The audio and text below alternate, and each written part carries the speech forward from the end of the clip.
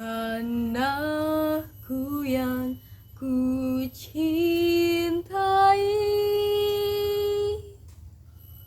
engkau ku hargai. Assalamualaikum warahmatullahi wabarakatuh. Salam sejahtera bagi kita semua. Shalom, Om Swastiastu, Namo Buddhaya, salam kebajikan. Semoga kita semua selalu berada dalam lindungan Tuhan Yang Maha Esa. Dewan juri yang saya hormati, penonton sekalian yang berbahagia. Disadari ataupun tidak disadari, beberapa tahun belakangan ini, pemerintah sedang giat-giatnya menggaungkan Gerakan Nasional Revolusi Mental.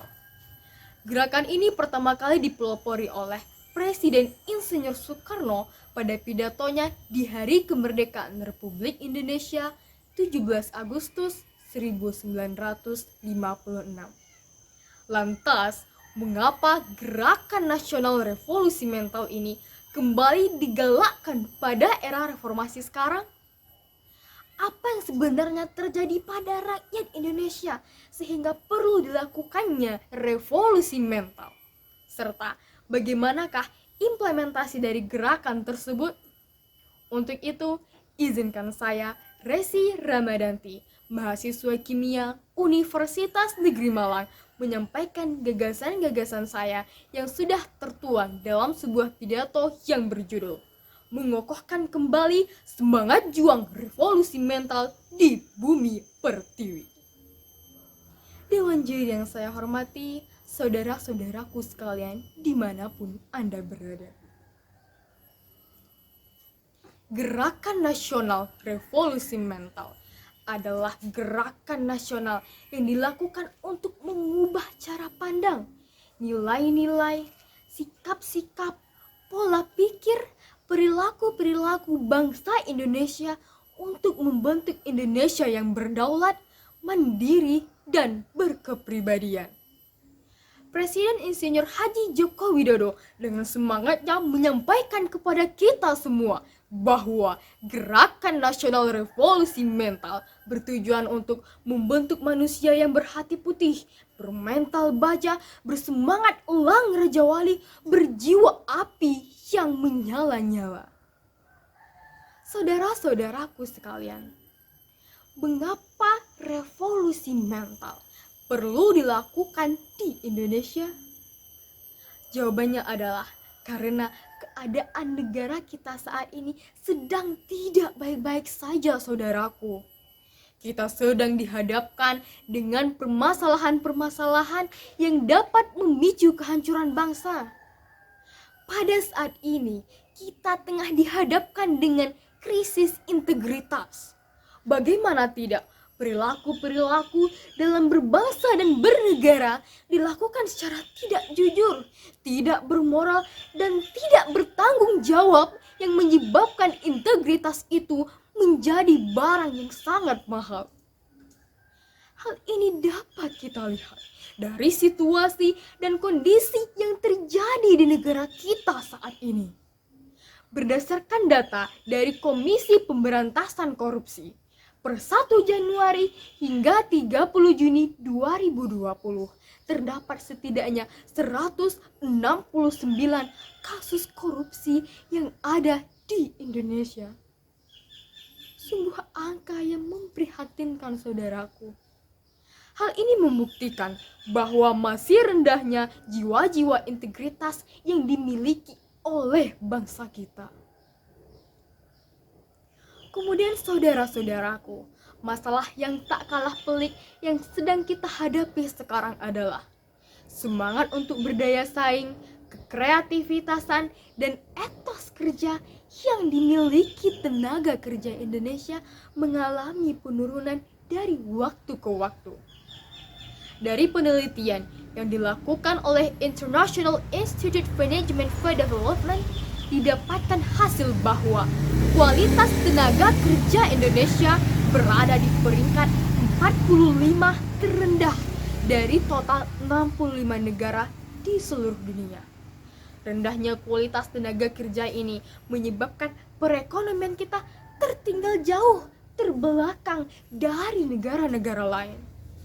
Padahal sebenarnya kita mempunyai sumber daya yang melimpah, baik itu sumber daya alam maupun sumber daya manusia yang dapat kita manfaatkan secara maksimal.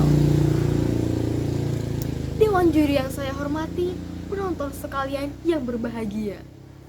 Permasalahan terakhir yang sedang kita hadapi adalah kita berada pada fase krisis identitas.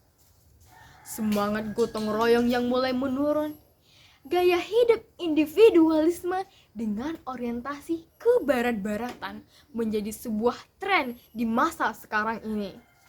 Padahal pendahulu-pendahulu kita berjuang untuk memperoleh kemerdekaan yang gemilang karena kerjasama dan gotong royong. Dewan juri yang saya hormati, penonton sekalian, dimanapun Anda berada. Memang sangat memprihatinkan, tetapi inilah kondisi yang sedang kita hadapi di tanah air kita saat ini. Tapi kita masih belum terlambat, kita masih bisa memperbaikinya. Oleh karena itu, Gerakan Nasional Revolusi Mental adalah satu langkah efektif untuk kita terbebas dari jurang yang menakutkan. Baik itu pemerintah sebagai perencana maupun kita semua, masyarakat, rakyat sebagai pelaksana harus bergandeng tangan demi terwujudnya tujuan dari Gerakan Revolusi Mental itu sendiri. Beberapa strategi yang dapat kita lakukan adalah memegang teguh nilai-nilai Pancasila dan menerapkannya dalam tiap sendi-sendi kehidupan. Menjaga persatuan dan kesatuan dengan menghargai perbedaan agama, suku, ras, budaya, tradisi, dan lain sebagainya dengan bergantung pada prinsip Bhinneka Tunggal Ika. Kita juga dapat mengembalikan semangat etos kerja dengan memberikan sentuhan-sentuhan inovasi pada sistem perekonomian. Kemudian, kita juga harus menolak segala bentuk korupsi, kolusi, nepotisme, suap, dan lain sebagainya demi tidak terganggunya roda pemerintahan. Dan yang terakhir adalah kita dituntut untuk bisa memfilter budaya-budaya yang masuk ke Indonesia. Terlebih lagi, kita sedang berada di depan pintu era Society 5.0, di mana teknologi-teknologi akan hidup berdampingan dengan kita. Saudara-saudaraku sekalian dari Sabang sampai Merauke yang saya banggakan. Pada kesempatan ini, saya mengajak saudara-saudara sekalian, marilah kita bersama-sama menyukseskan Gerakan Nasional Revolusi Mental untuk Indonesia yang lebih baik. Kita dapat memulai gerakan ini dari diri kita sendiri, yaitu dengan menanamkan nilai-nilai positif, menghargai perbedaan yang ada di sekitar kita, menjaga integritas terhadap bangsa, rajin bergotong royong di masyarakat, serta bermusyawarah untuk mencapai kata mufakat. Jika hal ini sudah kita lakukan, maka persatuan akan terjalin dengan sendirinya. Apabila kita bersatu, maka karakter bangsa akan terbangun dengan kokoh. Dan apabila bangsa kita sudah kokoh, maka segala ancaman, baik itu yang datang dari dalam maupun yang datang dari luar negeri, dengan mudah akan bisa kita atasi. Bersatulah anak negeriku, jayalah Indonesiaku. Demikian yang dapat saya sampaikan pada kesempatan ini. Semoga bermanfaat bagi kita semua. Terima kasih atas segala perhatian dan mohon maaf atas segala kekurangan. Wassalamualaikum warahmatullahi wabarakatuh.